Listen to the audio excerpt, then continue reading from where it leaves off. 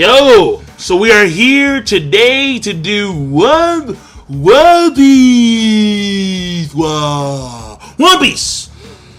Chapter 760, The Same Bet. Now, you do see Jinbei, and apparently Jinbei is just finding out about the Luffy and Law Alliance. So either two things. Number one, he's just finding out. Or number two, this takes place, the side story, this cover story takes place like a few hours into the past or something like that. So, Solo Voyager's Jinbei, First Son of the Sea, Volume 9, learning of Luffy's alliance from a newspaper he was shown. And apparently he was shown this by the people that he saved on the ship. So, I want to say that maybe this ties into Jinbei coming in either during this arc or after the arc, but I highly doubt it. Because Oda has never really done that. He's never really tied in the cover story to the main story. Which actually wouldn't be that bad of an idea, to be quite honest. But, whatever. And I should say the main story in real time. That's what I actually mean. Alright, but moving on. Oh wait, and one more thing. Today is September 10th, and this day is the Internet Slowdown Day. Now, again, this is a means of, well, if you don't know, this is a means of trying to get the attention of the FCC since we're at the end stages of their, like, what they're going to do with net neutrality, pretty much. So, go down in the box below, and if you want to sign your name on a email to send over to the FCC, you can do that, and also you can call as well, the FCC. So, yeah, if you want to be a part of that, in the box below as well. Because net neutrality is very, very important. Otherwise, half the sites they normally go on, all of a sudden, you'll see them slow down exponentially because they haven't given the company that they get their internet from the money that they want. Something like that. And plus, it would restrict content in general when it comes to certain sites as well. Because you have to appease the internet service providers instead of them becoming common carriers, which they should be. But again, that's a different topic. Well, actually, no, it's not for a different day. It's today, but I guess we're focused on One Piece, so let's just leave it at that. What the fuck is this? Where the hell did Fujitora go? So apparently, Fujitora just upped and left in the middle of their bout. And I quote, "We are all birds of a feather. Even the Marines in this country can't become heroes. It's absurd." And we continue. Sabo says, "What if someone finds out what you really think?" And then here's Fujitora. "Well, I could tell them I've been compromised.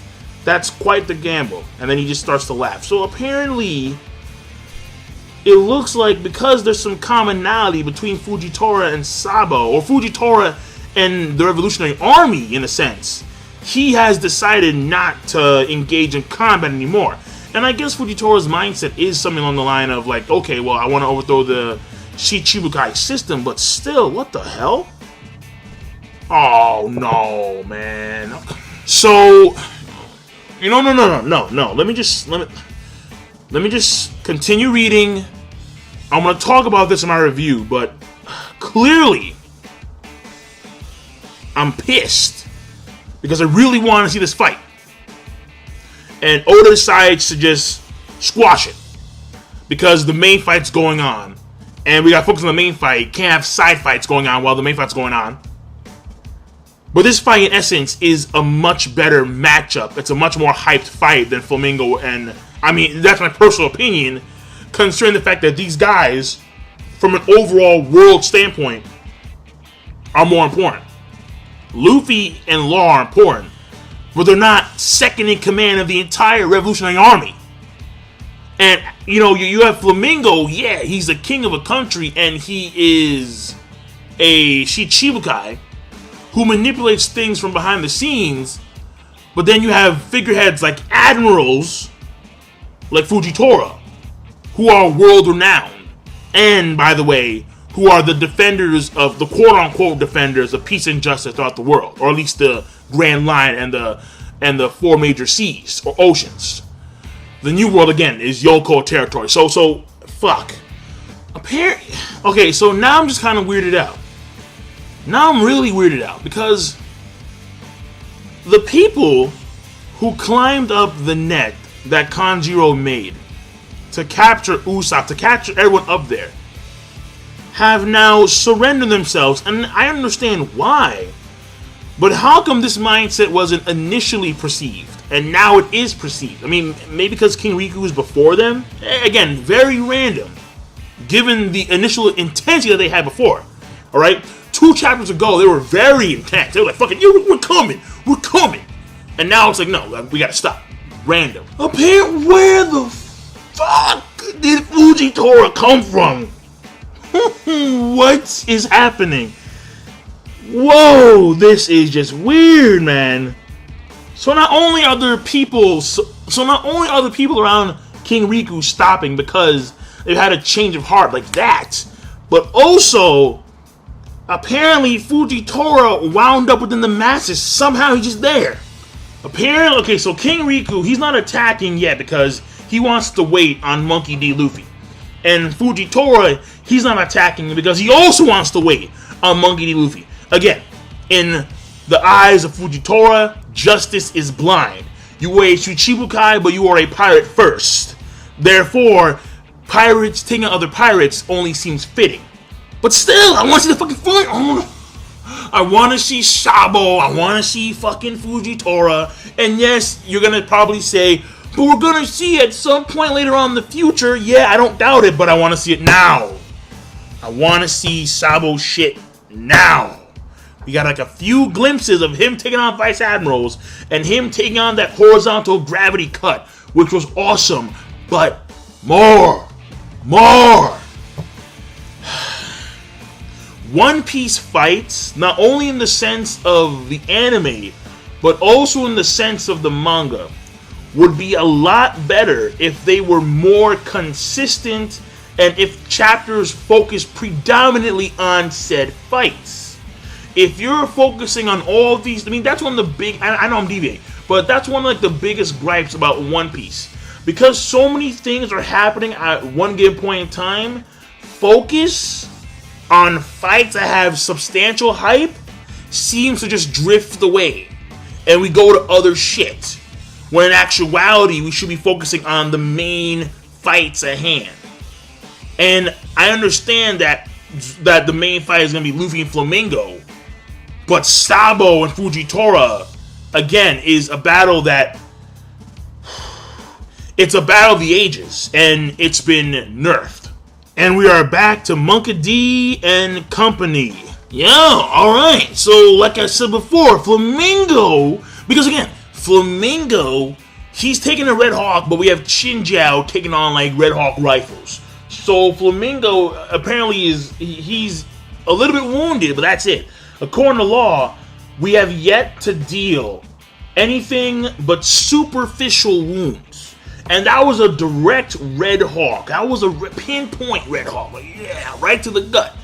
So, it is what it is. And that makes sense to a certain degree. So, assume that from the standpoint of durability, Chinjiao over Flamingo, I think. But again, I haven't got back into the store because I've been very busy.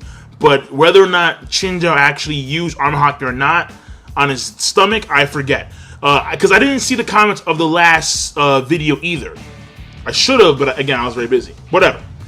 A different story for a different day. Okay, so first of all, Trable is a Logia. I mean, that's very obvious. But Radio Knife intrigued the shit out of me. Let me read. Radio Knife creates a different kind of incision than a normal amputation. In just a few minutes, regardless of any kind of measure or ability you have at your disposal, you will be unable to reattach your body. Oh. Now that, I mean, when it comes to the energy Logia and the gas Logia, no. Like Kizaru, Enel, Smoker, they should be fine. Ace, when he, well, in this case, Sabo, they should be fine. But Akainu, guys like Karibo, Aokiji, all of a sudden, law has a means to an end. Possibly. Because it may apply to Trable, because Trable, well, no, I'm pretty sure he's quite skilled. No, he is quite skilled, his powers.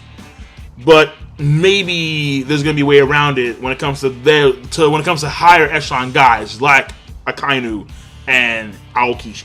Law was gonna do something called injection shot, and Trebo was gonna counter with snot real sword blade grab. I haven't seen nose powers like that since Bo, whatever the fuck it was called. Shit. And this time it's not nose hair, it's snot. It's straight up mucus, it's boogers. But Flamingo deflects. Woo! Full bright, and Flamingo comes down upon Law's back. Hello. Yep. I mean, Law, I don't think is night-night.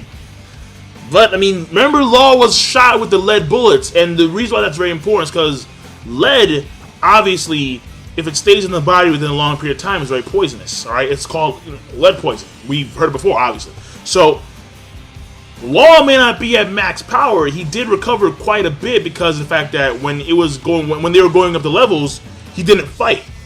And he was on top of the horse, resting. Even though he had the Karasaki sea cuffs. So he could conserve stamina. But he's still far from, picture perfect when it comes to his body. Physique, there we go. Yo.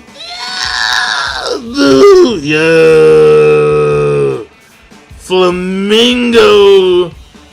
The swiftness, man. The swiftness of Flamingo. Yo, Flamingo's moving at like fucking 30 volts. 30 volt speed, man. Look at this. Yo, man. Look at this play action. I like this right now. So, not only does Flamingo do the full bright upon Law's back, and then Luffy, he blocks a kick. Then Flamingo comes around with the other foot. Armor hockeys the foot. He just straight up kicks Luffy across the cheek. I mean, if it was Jesus, he would turn the other one. But no! Luffy falling in midair like, oh shit, that was one of a kick. And Flamingo ties his hand behind his back with strings. At this point in time, Flamingo would laugh. Love that shit, man. Love it. Love it. Alright. And he's still controlling Bellamy. I thought Bellamy was free. Oh, how wrong am I? Straight the fuck out. Yo, Bellamy. Run, Mugiwara. And Bellamy cuts Luffy. Do you remember the one thing I hate the most, Law? It is being looked down upon. Then you really must hate Kaido. Then he really must hate Kaido. Because Kaido is looking down upon upon Flamingo 24/7. He's like, yo, Flamingo, where my goods at, boy? Where fuck my goods at, boy? You ain't gonna fuck with me, Smack. I can see that shit going down. Oh, man. Alright, let's continue. Wait a second. Now, this is, it's awesome, but it's odd. Let me read this shit to you verbatim. For a bunch of lowly scum like you to be able to rise up and think for even an instant that you had a chance of winning is a disgrace I cannot bear. For I am of the world's greatest and most noble bloodlines. I am a Tenryubito, a celestial dragon. So he confirms that right now. And then he continues, greatness was not only my birthright, but I also acquired one of the rarest abilities in this world. The string fruit? Or does he mean not specifically the power of his double fruit, but more so just the double fruit in and of itself? Because double fruits are rare in a world standpoint. Alright? It's like one in like every 100 million or some shit like that have a double fruit. So they're rare. They are. Which is why Flamingo can monopolize them and get great success off of the small double fruits. Because they're not that many to go around. So, does he mean in the sense of his power specifically? Or does he mean in the sense of a double fruit? That's the question. Whoa. And now we're getting some backstory on Flamingo one of the characters who had a very big veil. And I quote, and the final quote, I think, because there shouldn't be a page after this, to my knowledge. And there is a page after this. Oh, fuck me, never mind. No. No quoting, but pretty much his father was a Tenryubido, and he came down upon the world and said we had to live like real humans. It was his pappy. It wasn't even him. It was his pappy. Flamingo has always seen humans, or I should say other human beings, as less than, because he was privileged. But when all of these privileges were taken away from him, all of a sudden his world changes. But his world view doesn't change. Oh, hey, hold up. Hey. Alright, moving on. The last page. Flamingo was wearing sunglasses even when he was a fucking kid. I question that parenting. I really do. Apparently their mom got sick and died. In shonen it happens all the time. Yo, Flamingo. Don Quixote DOFLAMINGO. Apparently his entire family was considered a family of traitors. And he killed his father. He brung his head back, but it wasn't enough. No. They said fuck that shit. And that's when he swore that he would destroy every last part of this world that they control. And apparently he's quote unquote doesn't have the time to play your kiddie games. Don Quixote DOFLAMINGO. Alright, okay. So we got some progress here, obviously. So I'm going to leave it like that. I'm going to see you guys on Friday. Not tomorrow, Friday. For the review of the chapter. Because I do want to talk about a few things, obviously.